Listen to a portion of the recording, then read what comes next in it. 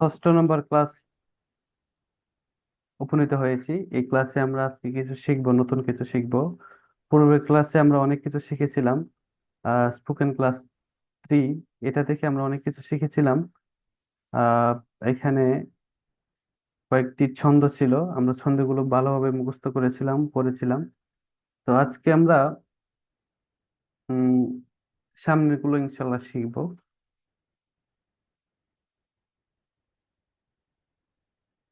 আমরা 12 পৃষ্ঠা পর্যন্ত পড়েছিলাম। হ্যাঁ, এই জি এই জি। 12 পৃষ্ঠা পর্যন্ত পড়েছিলাম। এই 12 পৃষ্ঠা পড়তে কি আমাদের কোনো সমস্যা হয়েছে কিনা, যদি আমাদেরকে একটু জানাতেন।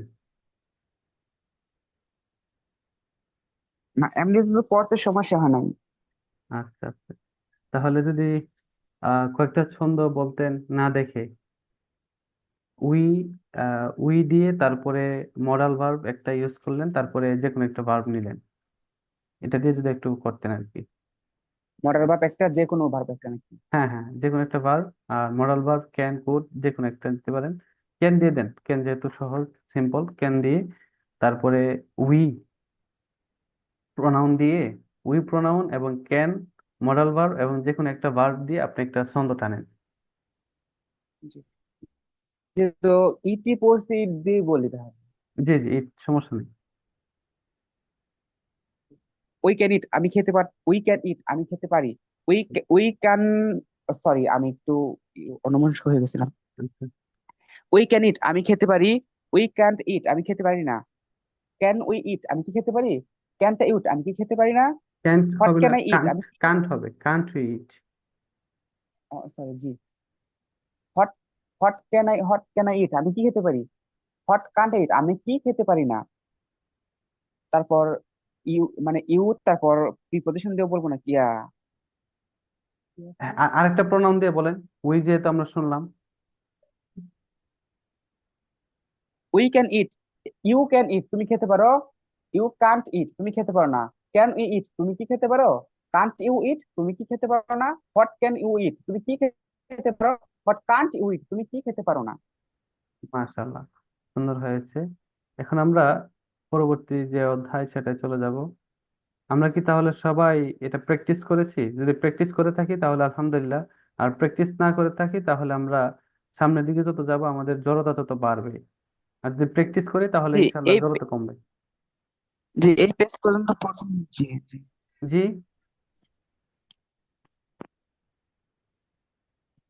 কিছু কিছু জি, বলছেন? মানে পড়া হয়েছিল একবার, মানে ও, পুরোটাই, মানে এই শীটটা, মানে এই শীটটা পড়া হয়েছিল। এখন আবার পড়তে দিলে বা পড়া জি। নিলে বা। আচ্ছা আচ্ছা, ঠিক আছে, তাহলে পুরাটা একটু আবার পড়ি, হ্যাঁ। একদম প্রথম থেকে নিয়ে পুরাটা, নাকি ধারাবাহিকভাবে 2 মিনিট 2 মিনিট করে আমরা পুরাটাই প্রথম পড়ি, থেকে। পড়লে হয়তো বা আমাদের জন্য ভালো হয়। জি আচ্ছা, তাহলে সমস্যা নেই, পড়ি। জি, আচ্ছা তাহলে এই পৃষ্ঠা পড়বো 2-3 মিনিট বা 2-3 বার, তারপরে আবার আরেক পৃষ্ঠায় চলে যাব। যখন শেষ হবে ইনশাল্লাহ আমরা বলবো যে শেষ হয়ে গেছে, নতুনটা আবার শুরু করবো।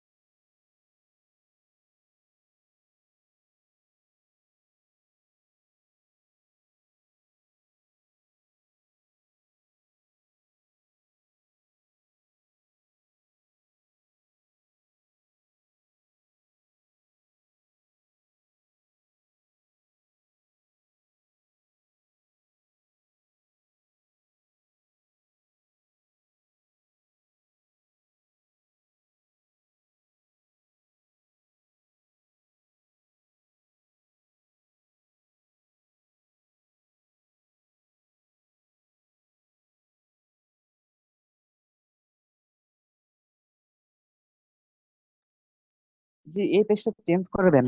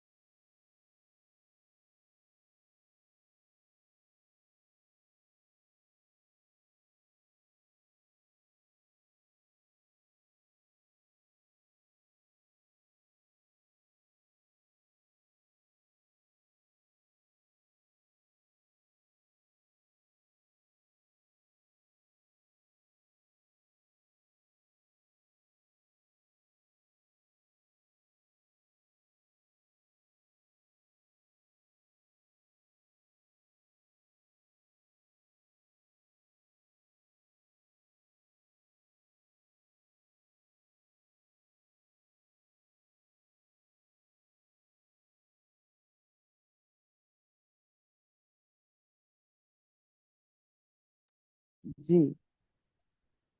চেঞ্জ করে দেবেন।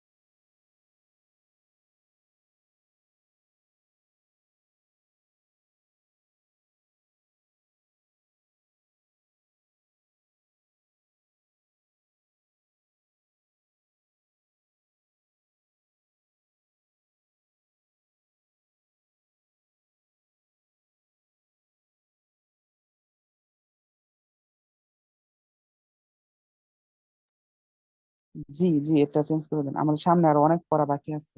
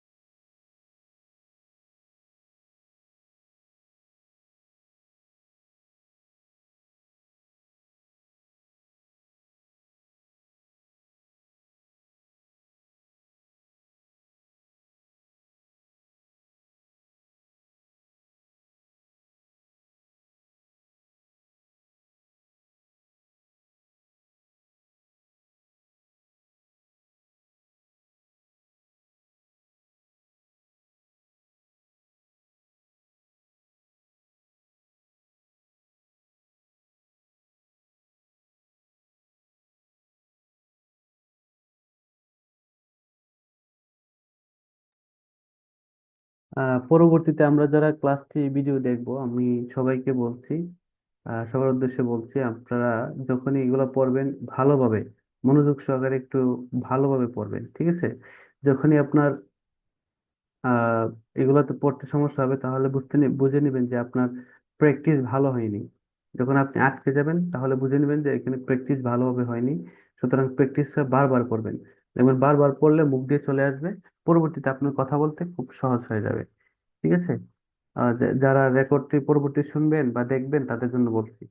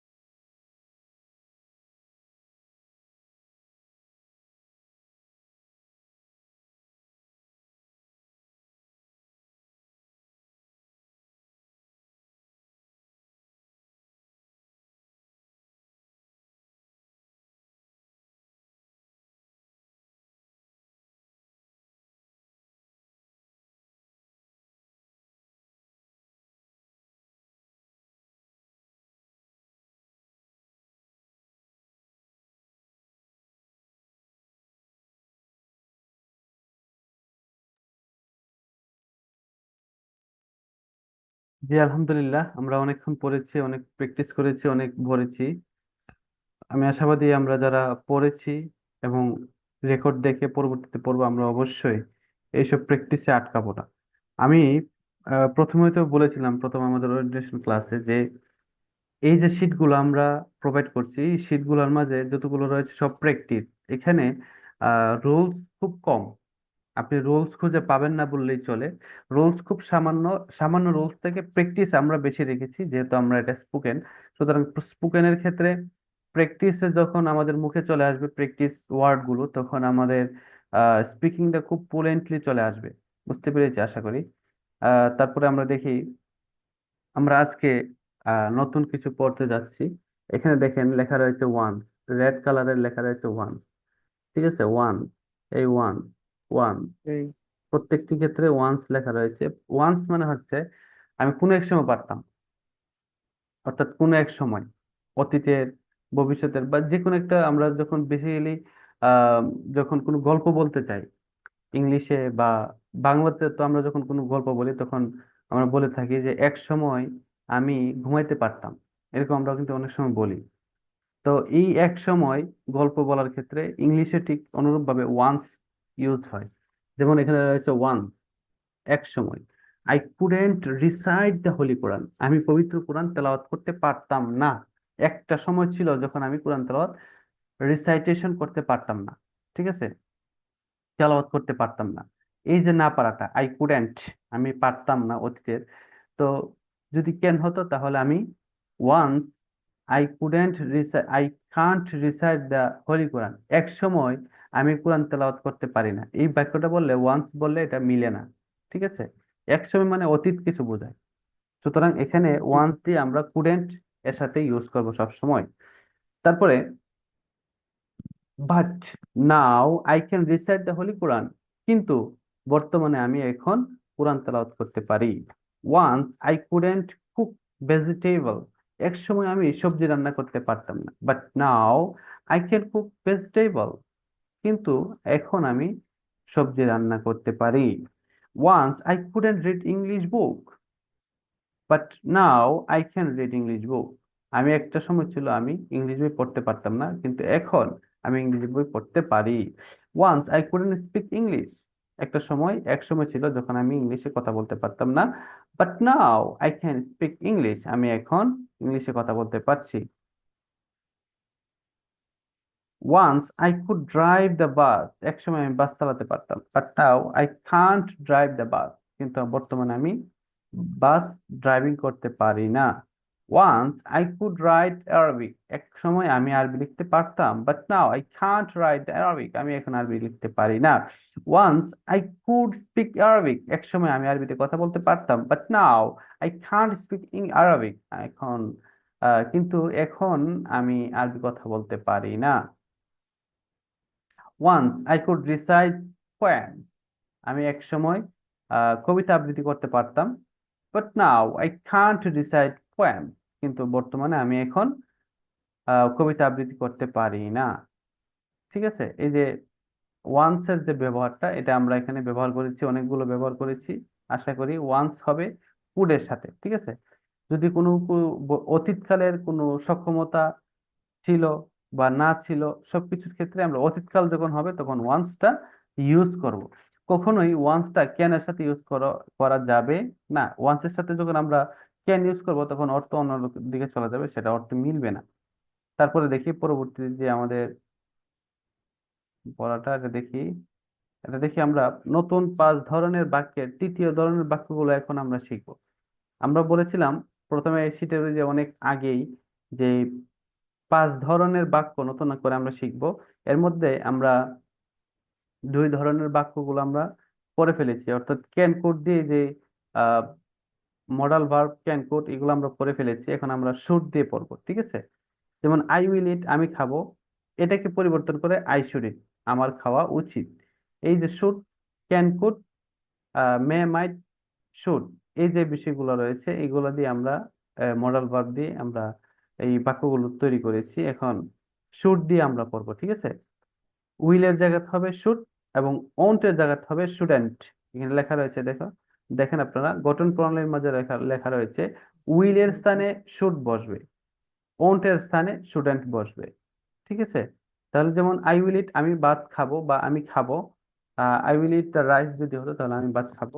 আর যেহেতু এখানে আই উইল ইট, আমি খাবো, এর বিপরীতে হবে আই শুড ইট, আমার খাওয়া উচিত। আই ওয়ান্ট, আই ওন্ট ইট, আমি খাবো না। আই শুডেন্ট ইট, আমার খাওয়া উচিত না। ঠিক আছে? ওন্টের বিপরীত হবে শুডেন্ট, এবং উইলের বিপরীতে হবে কি? শুড। তাহলে আমরা দেখি স্ট্রাকচার গুলো, ছন্দগুলো একটু দেখি। আই শুড ইট, আমার খাওয়া উচিত। আই শুডেন্ট ইট, আমার খাওয়া উচিত না। শুড আই ইট, আমার কি খাওয়া উচিত? What should I eat? Shouldn't I eat, আমার খাওয়া উচিত না। হোয়াট শুড আই ইট, আমার কি খাওয়া উচিত? হোয়াট শুডেন্ট আই ইট, আমার কি খাওয়া উচিত না। ইউ শুড ইট, তোমার খাওয়া উচিত। ইউ শুডেন্ট ইট, তোমার খাওয়া উচিত না। শুড ইউ ইট, তোমার কি খাওয়া উচিত? শুডেন্ট ইউ ইট, তোমার কি খাওয়া উচিত না। হোয়াট শুড ইউ ইট, তোমার কি খাওয়া উচিত? হোয়াট শুডেন্ট ইউ ইট, তোমার কি খাওয়া উচিত না। হি শুড ইট, তার খাওয়া উচিত।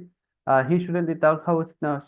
শুড হি ইট, তার কি খাওয়া উচিত? শুডেন্ট হি ইট, তার কি খাওয়া উচিত না। হোয়াট শুড হি ইট, তার কি খাওয়া উচিত? হোয়াট শুডেন্ট হি ইট, তার কি খাওয়া উচিত না।